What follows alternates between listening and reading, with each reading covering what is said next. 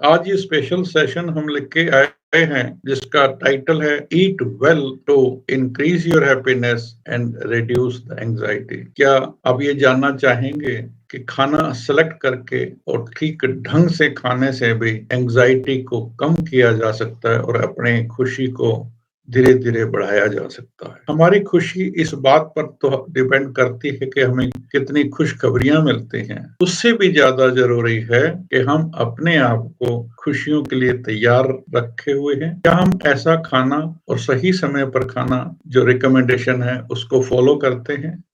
आइए इसी विषय पर आप सबसे बात करते हैं और बात का विषय रहेगा कि खाना क्या खाएं, कब खाएं, कैसे खाएं जिससे कि एंजाइटी दूर हो। ये तो रिसर्च में प्रमाणित हो चुका है कि खाना जो हम खाते हैं वो हमारे मन मस्तिष्क पर पूरा असर करता है। वही खाना पचने के बाद हमारे दिमाग में भी जाता है जहां खुशी के हार्मोन डोपामिन, सेरोटोनिन या एंजाइटी वाले हार्मोन सिक्रेट होते हैं। वही खाना हमारे इम्यून सिस्टम को मिलता है जो हमें बीमारियों से बचाने की क्षमता रखता है। यदि अपने मन मस्तिष्क और अपने इम्यून सिस्टम को हमने जो उनका रिक्वायर्ड खाना है वो दिया तो फिर हम एक खुशनुमा लंबी जिंदगी जी सकते हैं। जो हम खाना खाते हैं उसमें अलग अलग तरह के एलिमेंट्स और कंस्टिट्यूएंट्स होते हैं। आमतौर पर आपने ये तो सुना ही होगा कि carbohydrates, protein, fat, fibre, vitamin,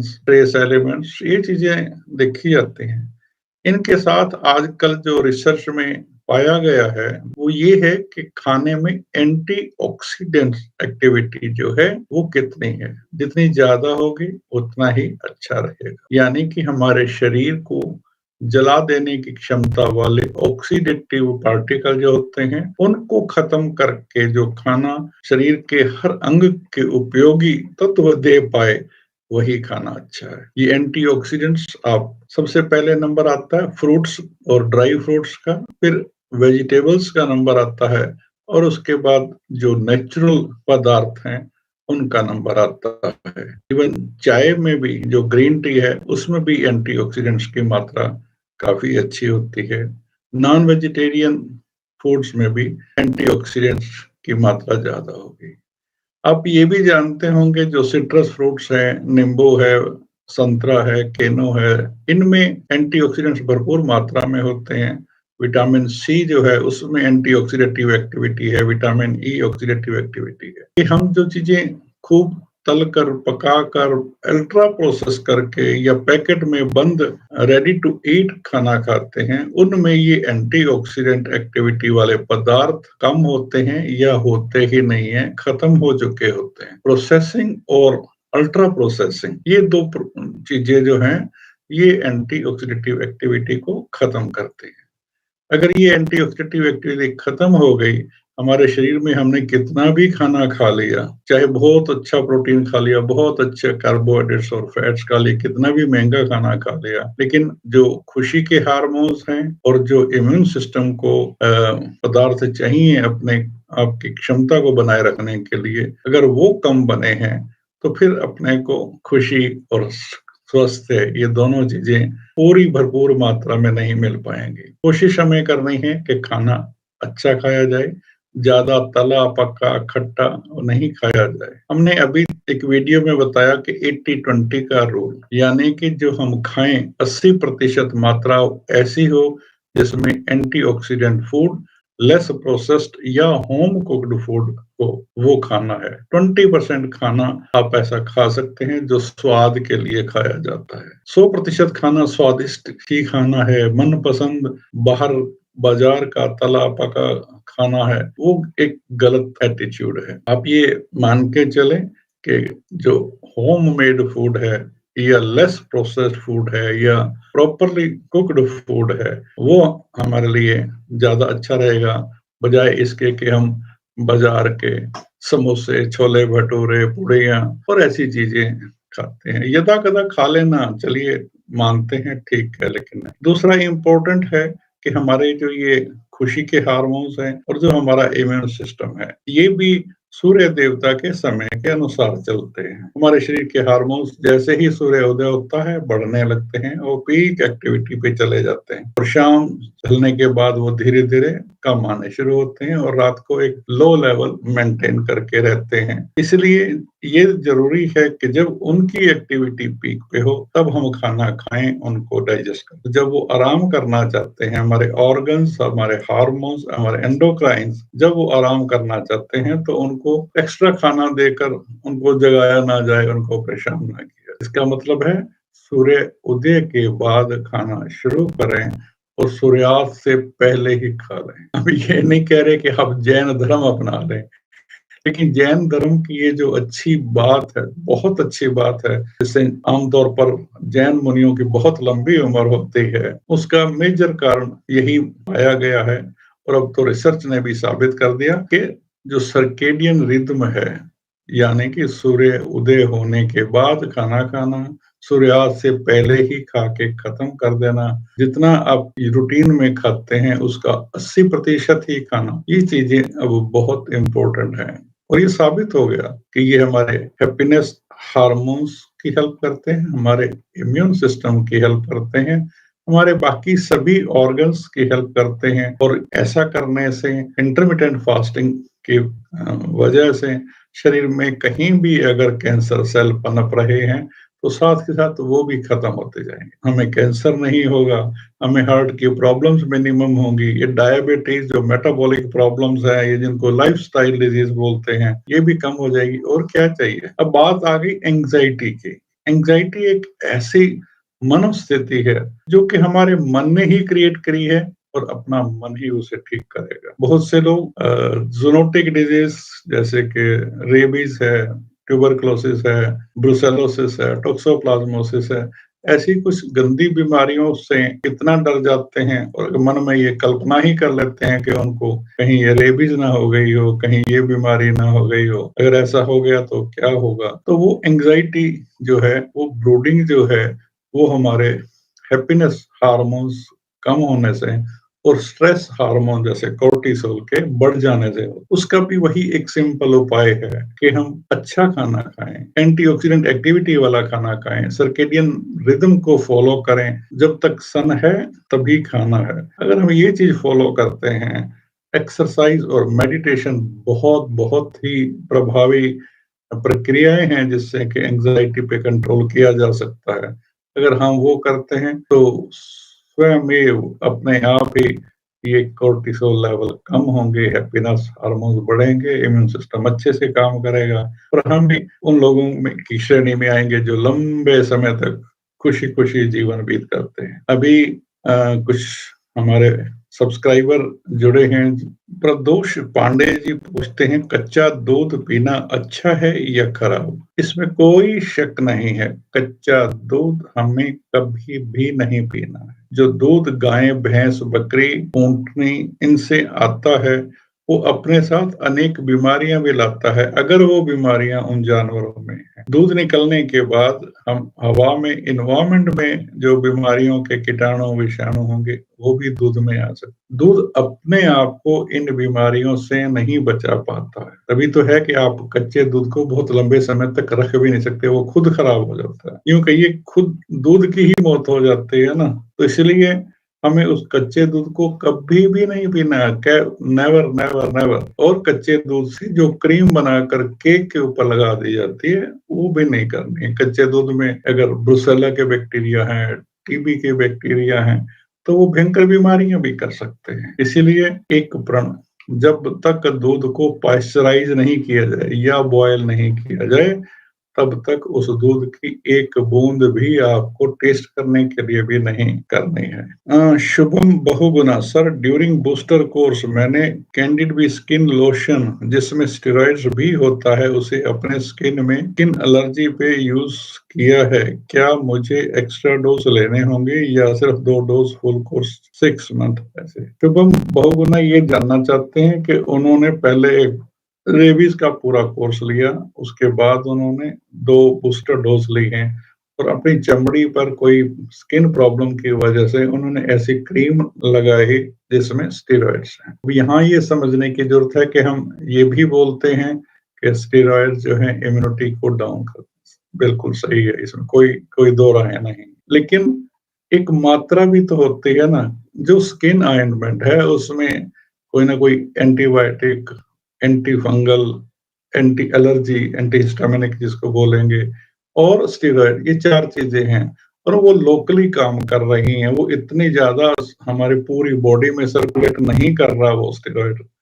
तो जहां तक मैं इस चीज को समझता हूँ, मेरे विचार में अगर आप ऐसी कोई स्टेरॉयड वाली क्रीम स्किन पे लगा रहे हैं, लगाते रहिए। उसका इम्यूनिटी पे, ओवरऑल इम्यूनिटी पे बहुत ज्यादा सप्रेसिव एक्शन नहीं है और आपने जो 2 बूस्टर डोज लगवाई हैं वो आपका अच्छे से काम करेंगे।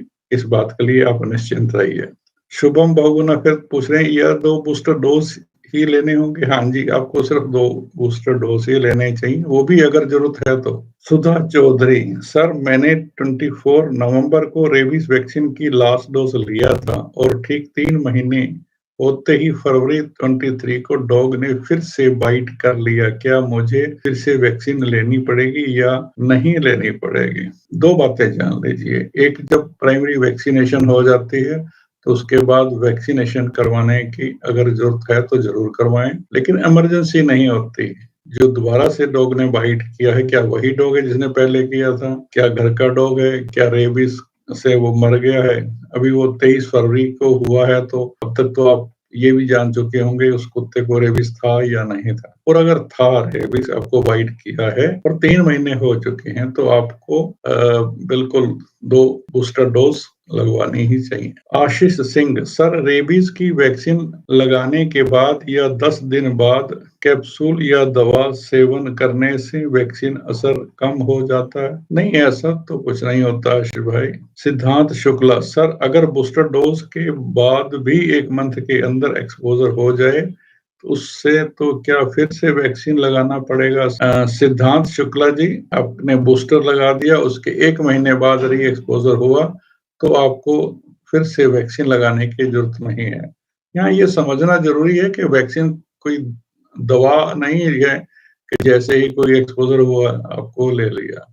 ये तो इम्यून सिस्टम एक बार वैक्सीन लगने से पूरी लाइफ टाइम के लिए तैयार हो जाता है और सफिशिएंट प्रोटेक्टिव लेवल बना रहे उसके लिए 3 महीने तो कोई जरूरत नहीं होती है। वो लेवल 3 महीने या उससे भी ज्यादा समय तक बना रह सकता है।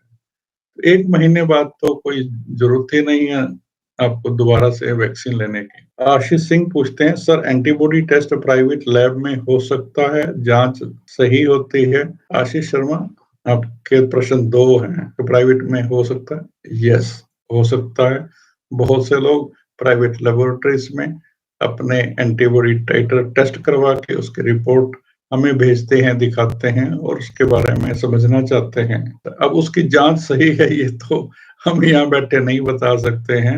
हम इतना जानते हैं कि कोई भी प्राइवेट लेबोरेटरी जिनकी रिपोर्ट्स मैंने देखी हैं वो RFFIT टेस्ट से एंटीबॉडी टाइटर नहीं करती हैं और क्लेम करती हैं कि उनके रिजल्ट्स भी RFFIT टेस्ट के रिजल्ट्स के बराबर हैं, वैसे ही होते हैं, उतना ही समझना होता है। अब ये RFFIT टेस्ट भारत सरकार के 5 संस्थान जिन पे एक पूरा वीडियो बना हुआ है वहां होते हैं। E2 सिंह, सर मैंने डॉग बाइट के 3 मंथ बाद ARV के 3 डोज लिए हैं। डॉग पागल नहीं था, क्या मुझे रेबीज हो सकता है? T2 सिंह, अगर कोई डॉग जिसको रेबीज नहीं है तो उसकी सलाइवा में रेबीज के वायरस होने का कोई चांस नहीं है, और अगर उसकी सलाइवा में रेबीज का वायरस नहीं है तो उसके काटने, खरोंचने, छीलने, उसके संपर्क में आने से किसी को भी कैसे रेबीज हो सकता है? सिद्धांत शुक्ला जी, बैट बाइट से भी रेबीज हो सकता है सर, प्लीज सर। अगर आप अमेरिका में गए हैं, वहां पे केव्स में जो वेम्पायर बैट्स हैं उनके संपर्क में है तो हो सकता है। अभी तक इंडिया के बैट्स में रेबीज का वायरस तो नहीं देखा गया है। पीटू सिंह, सर एक डॉक्टर हैं वो तो बोल रहे हैं कि कुछ पागल डॉग 10 दिन बाद भी हेल्दी रहते हैं, 10 से 14 साल तक, और रेबीज फैलाते रहते हैं, क्या ये सही है? टीटू सिंह जी, हम तो सिर्फ उतना ही जानते हैं जितना कि WHO में लिखा हुआ है। और WHO के किसी भी डॉक्यूमेंट में, किसी भी रिसर्च रिपोर्ट में ऐसा तो नहीं लिखा हुआ। अनुराग द्विवेदी, सर क्या उस यूएस वाली रेबीज सर्वाइवर लड़की को लास्ट स्टेज रेबीज से ठीक किया गया? जी हाँ, अनुराग द्विवेदी जी, ऐसी एक लड़की नहीं, कई लोग हैं जिनको रेबीज से ठीक किया गया, और वो इलाज जो है उसको बहुत से लोगों पे ट्राई किया है, बहुत से लोगों में, और उसमें बहुत कम लोग बच पाए हैं। और ऐसा भी है कि वो जो तरीका है कि बहुत लंबे समय तक उनको डीप कोमा में रख के जो लाइफ सपोर्ट सिस्टम है उस पे रखा जाता है, तो इतनी कम सक्सेस रेट है कि WHO इस बीमारी को अभी भी 100% फेटल मानती है कि बीमारी के लक्षण आ गए तो मृत्यु जरूर होगी, ऐसा WHO मानता है, क्योंकि सक्सेस रेट उस बीमारी से ठीक होने का बहुत ही कम है, बहुत ही कम। नन्नू स्पोर्ट्स जोन, सर मुझे आजकल नहाने में बहुत डर लगता है क्योंकि हमारे घर के बाथरूम के पास जो पानी रखा जाता है, कुछ कैट्स आती जाती रहती हैं और पानी भी पी लेती हैं, तो क्या उस पानी नहाने से रेबीज होता है? नन्नू भाई, एक बात बहुत ध्यान से सुन लीजिए और चाहे बार बार इस वीडियो को देख के सुनना। बीमारी रेबीज की जो है वो तो इस तरह से नहीं होती है, पर इसका मतलब ये नहीं है कि आप बिल्ली के झूठे पानी से नहाते रहें। जब बिल्लियां हैं आसपास में तो पानी को सुरक्षित रखने की जरूरत है। ऐसी कुछ और बीमारियां भी हैं जो कि बिल्लियों से इंसान में आती हैं। बिल्ली की पोटी से निकले हुए टॉक्सोप्लाज्मा गोंडाई प्रोटोजोआ जो हैं वो प्रेग्नेंट लेडीज में अबॉर्शन का कारण बनते हैं, और ऐसे बहुत से केसेस इंडिया में हो रहे हैं। हम आपको डराना नहीं चाहते, इतना बताना चाहते हैं कि हाइजीन बहुत जरूरी है। किसी भी कुत्ते, बिल्ली, जानवर के झूठे पानी या उनके मल मूत्र पे लगे हुए पानी या किसी तालाब के पानी से नहाना या उसका सेवन करना अच्छी बात नहीं है। इनएडवर्टेंटली जब हम नहा रहे होते हैं तो कुछ पानी हमारे मुंह के अंदर, नाक के अंदर या आंखों के या कानों के रास्ते से अंदर जा सकता है, और उसमें अगर कोई बीमारी के कीटाणु, जीवाणु, विषाणु हैं तो अंदर जा सकते हैं। इसलिए हमेशा स्वच्छ पानी पीना है, स्वच्छ पानी से कुल्ला करना है, स्वच्छ पानी से नहाना है। हाँ, हम बहुत अच्छे से साबुन से नहाते हैं तो भी, लेकिन एक पेट की बीमारियां होती हैं जैसे अमीबियासिस, जियार्डियासिस, ये तो उस पानी में अगर अमीबा या जियार्डिया के वो जीवाणु हैं और उससे हम नहा रहे हैं और वो बहुत थोड़ी मात्रा में हमारे पेट में जाते हैं तो भी हमारा पेट खराब कर सकते हैं, बीमारी कर सकते हैं। तो इसलिए जरूरी है कि पानी स्वच्छ हो, और खुशी की बात ये है पानी कैसा भी हो रेबीज नहीं होगा उससे।